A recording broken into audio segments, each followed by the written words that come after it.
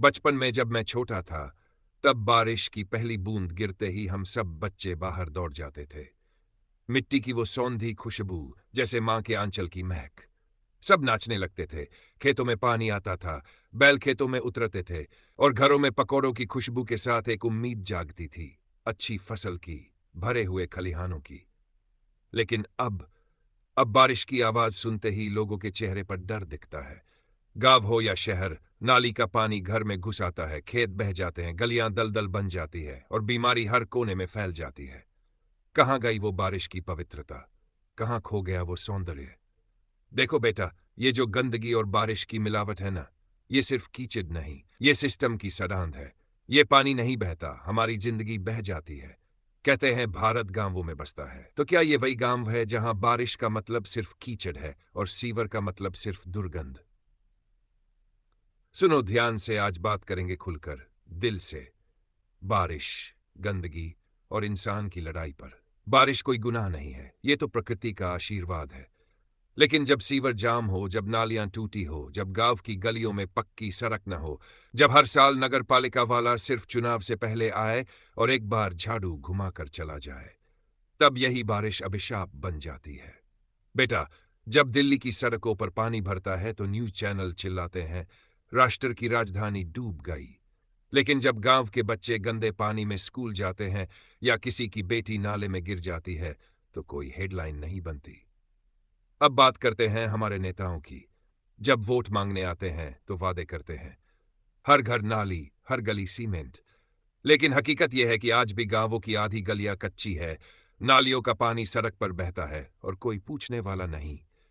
क्या आपने कभी सोचा है कि शहरों में जो सफाई कर्मचारी है, वो क्यों हर साल मैनहोल में घुसते हुए मर जाते हैं? क्योंकि सिस्टम में तकनीक नहीं है। इंसानों से जानवरों जैसा काम लिया जा रहा है। अब मैं आपको एक बात बताता हूं, हमारे देश में सीवरेज पर खर्च कितना है?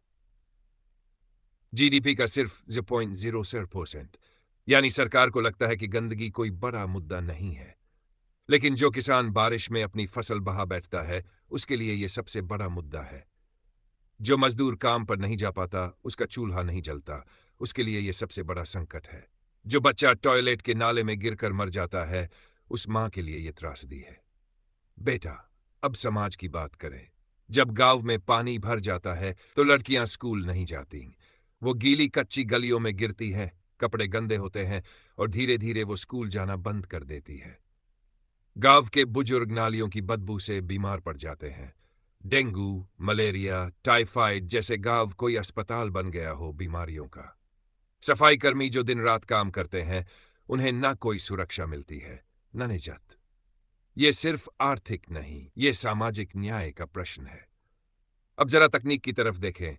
हमारे पास मोबाइल है, 5G है, रॉकेट है, लेकिन सीवर की सफाई अभी भी बाल्टी से होती है, क्योंकि गरीब की गंदगी कोई नहीं देखता।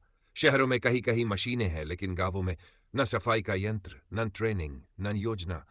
सरकार हर बार कहती है स्वच्छ भारत, लेकिन असली गंदगी तो वहां है जहां कैमरे नहीं पहुंचते। अब पर्यावरण। बरसात जब आती है तो सिर्फ पानी नहीं लाती, वो हमारे गांव की मिट्टी को भी बहा ले जाती है। जलभराव से न सिर्फ फसल बर्बाद होती है, बल्कि जमीन की ऊपरी परत कट जाती है, जिसे हम टॉप सॉयल कहते हैं, और बिना टॉप सॉयल के खेत बंजर हो जाते हैं।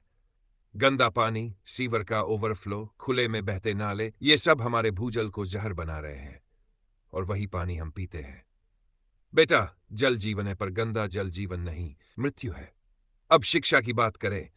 क्या स्कूलों में पढ़ाया जाता है कि बरसात के पानी को कैसे बचाना है? वर्षा जल संचयन यानी रेन वाटर हार्वेस्टिंग क्यों सिर्फ किताबों में है? गांवों में बच्चे ये सीखे कि पानी को कैसे दिशा दें, कैसे नालियों को खुद साफ रखें, कैसे सामूहिक प्रयास से गलियों को स्वच्छ बनाएं। यही असली शिक्षा होगी। अब मूल्यों की बात करें, यानी एथिक्स की। क्या हम सिर्फ सरकार को कोसते रहेंगे? क्या हम खुद कचरा फैलाने के दोषी नहीं हैं? जब हम नाली में प्लास्टिक फेंकते हैं, जब हम अपने घर का गंदा पानी बाहर गलियों में छोड़ते हैं, तब हम खुद उस समाज की नींव को खोखला कर रहे होते हैं जहां हम रहते हैं। नैतिकता सिर्फ उपदेश नहीं, व्यवहार है। अब सवाल है, समाधान क्या है? मैं कोई मंत्री नहीं, लेकिन मेरे पास गांव का अनुभव है। जो देखा है वही कहूंगा।